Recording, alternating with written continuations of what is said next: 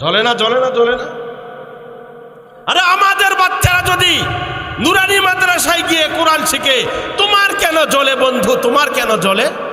হ্যাঁ, এই যে নুরানি মাদ্রাসাগুলো, আমাদের মসজিদ ভিত্তিক মক্তবগুলো, আমাদের মক্তব মাদ্রাসাগুলো, আলহামদুলিল্লাহ হতাশ হওয়ার কারণ নাই। ওরা কোরআনের বিরুদ্ধে যত ষড়যন্ত্র করুক, ইসলাম বিরোধী শক্তি কোনোদিন কোরআন মিটাইতে পারেনি, পারবে না ইনশাআল্লাহ। আপনারা কিছুদিন আগে সংবাদে দেখেছেন, সারা দেশের ডিসি মহোদয় তারা যখন মন্ত্রীর কাছে রিপোর্ট পেশ করেছে, হ্যাঁ, তারা শিক্ষা বিষয়ক রিপোর্ট দিতে গিয়ে বলেছে যে, ও মন্ত্রী মহোদয়, বিভিন্ন জেলা থেকে অভিযোগ আসছে যে এখন আমাদের প্রাথমিক বিদ্যালয়ের তুলনায় বিভিন্ন নুরানি মাদ্রাসায় এবং মুক্তবে ছাত্র বেশি হচ্ছে, তাদের কারণে আমরা ছাত্র পাচ্ছি না। আচ্ছা না, তো কি হয়েছে? আপনারা কোরআন শেখান। বাংলাদেশের মুসলমানদের নার বোঝার চেষ্টা করুন, এদের হৃদয়ের স্পন্দন বোঝার চেষ্টা করুন। যে যে দল করুক, রাজনীতির ময়দানে যার যার মতো, ইসলামের ক্ষেত্রে, কোরআন শিখার ক্ষেত্রে, নামাজ শেখার ক্ষেত্রে আমাদের ভিতরে একটা একতা আছে, গোপন একতা আছে। দেখেন না, ওয়াজ মাহফিলগুলোতে আওয়ামী লীগের নেতাও আসেন, বিএনপির নেতাও আসেন, জাতীয় পার্টির নেতাও আসেন। এটা কি?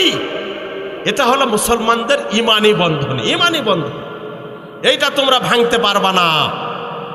বাংলাদেশের বিভিন্ন দলে খাপটি মেরে লুকে থেকে ইসলামের বিরুদ্ধে ষড়যন্ত্র করার চেষ্টা করে কতিপয় নাস্তিক।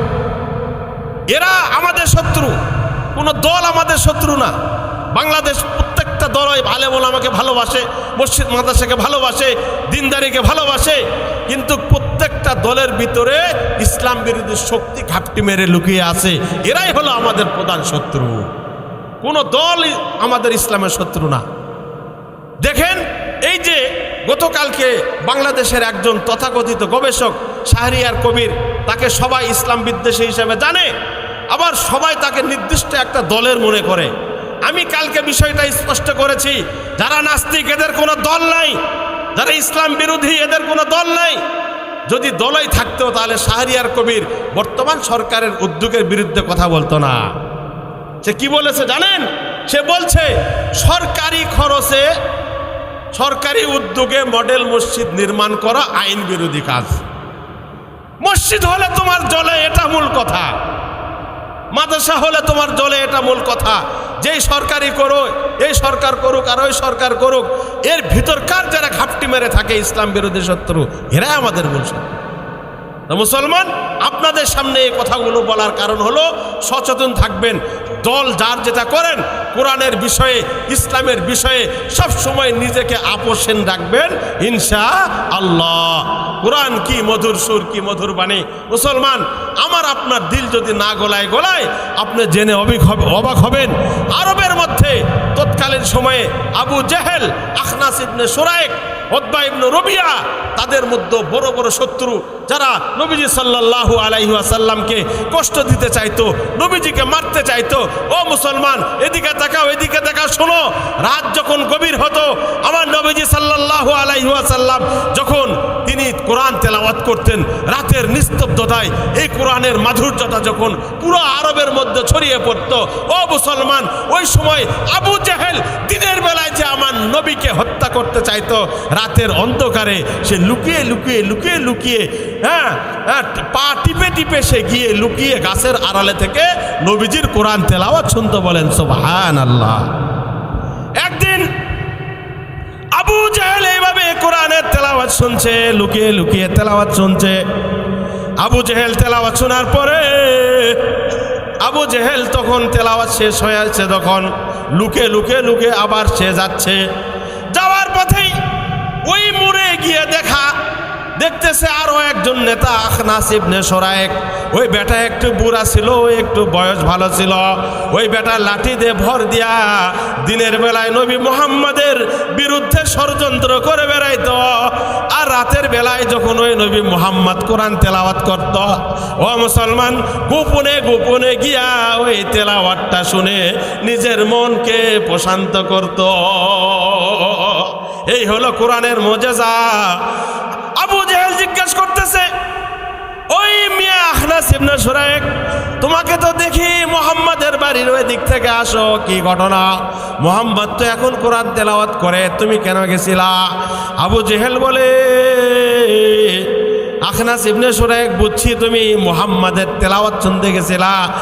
তখন আখনাস ইবনে শুরাইক পাল্টা প্রশ্ন করে, ওরে আবু জাহেল্লা, দিনের বেলা তুমি তো মুহাম্মদকে মারার জন্য নেতৃত্ব দাও, তবে রাতের অন্ধকারে তুমি আবার কেন মুহাম্মদের বাড়ির দিকে গেছিলা? নিশ্চয়ই তুমিও গোপনে গোপনে কোরআনটা শুনতে গেছিলা। আবু জেহেল মাথা নিচা করে, হ মুরব্বী, ঠিকই কইছেন।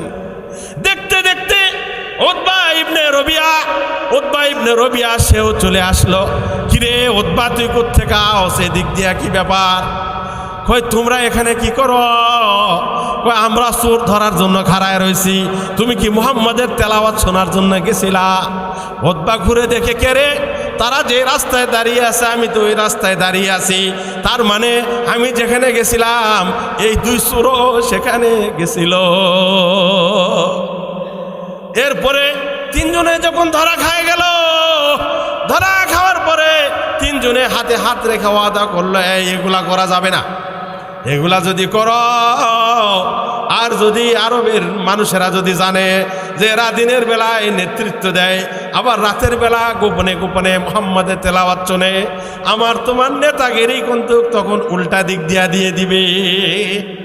তিনজনে ওয়াদা করছে, আর আসবো না এখানে, এই খবরদার, কাল থেকে আসবো না। পরের রাত্রে আবার যখন মুহাম্মদুর রাসূলুল্লাহ সাল্লাল্লাহু আলাইহি ওয়াসাল্লাম মধুর সুরের তেলাওয়াত আরম্ভ করেছে, ও মুসলমান, আমাদের হাতে তো সময় হয় না, কোরআন শোনার সময় হয় না, একটু কান লাগায়া শুনে দেখেন কোরআন কি মধুর, কি ভালো লাগে। আরবের লাহান, আরবের কারীদের, হেরেম শরীফের ইমামদের তেলাওয়াত আমাদের সামনে আসে, কিন্তু আমাদের নফসতে এত খারাপ হয়ে গেছে, ফেসবুকে বলেন, ইউটিউবে বলেন, কোরআনের তেলাওয়াত আসলে তাড়াতাড়ি ওইটা সরায় দিয়া রিলের নাচের ভিডিওর ভিতরে ঢুকে যায়। নাউজুবিল্লাহ বলেন, নাউজুবিল্লাহ।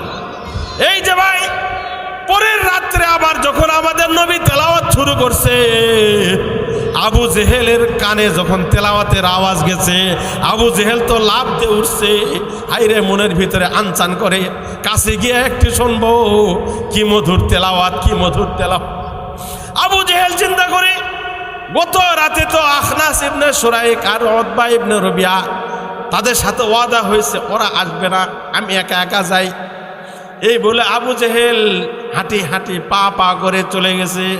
ওই দিকে আখনাস ইবনে শুরাইক, বুইরা বেটা, ওর ঘুমও ভাঙ্গে গেছে। সে চিন্তা করতেছে, আবু জেহেল তো আসার কথা না, উতবাও আসবে না, আমি বুড়া মানুষ টুকটুক করে যাই, ওর কোরআন তেলাওয়াত না শুনলে তো ভালো লাগে না। ও মুসলমান, কি মধুর তেলাওয়াত, আমার নবীর কণ্ঠে কি মধুর তেলাওয়াত। আল্লাহ, কিয়ামতের ময়দানে আমরা তোমার নবীর মুখের তেলাওয়াত যেন শুনতে পারি, তৌফিক দিও আল্লাহ।